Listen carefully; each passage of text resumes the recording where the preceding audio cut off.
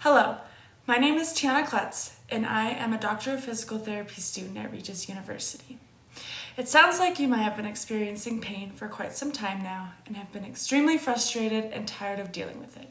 I hear you, I feel you, and I'm here to explain the concept of pain to you in this short video.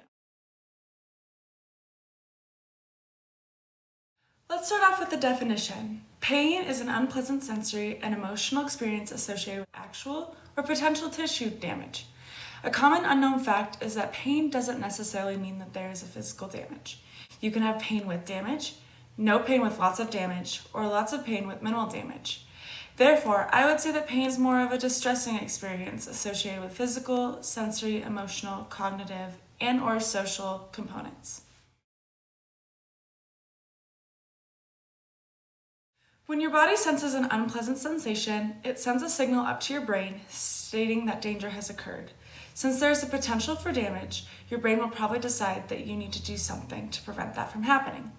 This signal is also sent to the spinal cord, which acts like a ship crew member who is on the lookout for danger to the ship. It can send the painful signal through to the brain, or in this case, the captain, to let them know that there is something dangerous out there. Or it can decide not to tell the captain, which in this case, you would not perceive that specific sensation. The spinal cord can also amplify the signal or turn it down, and from there, the brain can decide how important that signal is at the moment.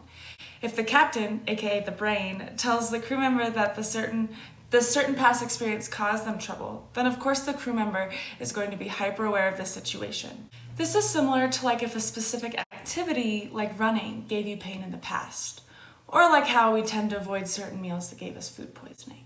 Then of course the spinal cord is going to be more apt and sensitive to sending that specific warning signal through for perception of the brain.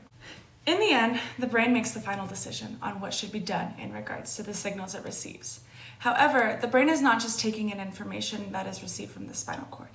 It is factoring in expectations, past experiences, beliefs, attitudes, emotions, and relating that to how much or whether you experience pain.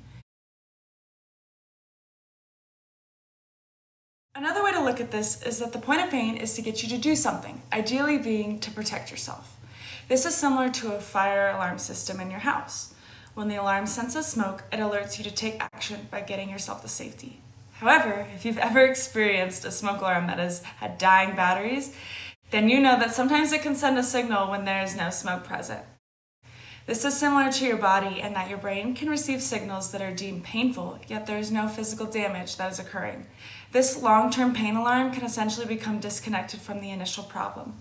Therefore, we need to finally decide to put new batteries into that alarm. Or in other words, we need to learn how to restructure our brain through education and training in order to start perceiving normal sensations as normal again, and not as painful or dangerous.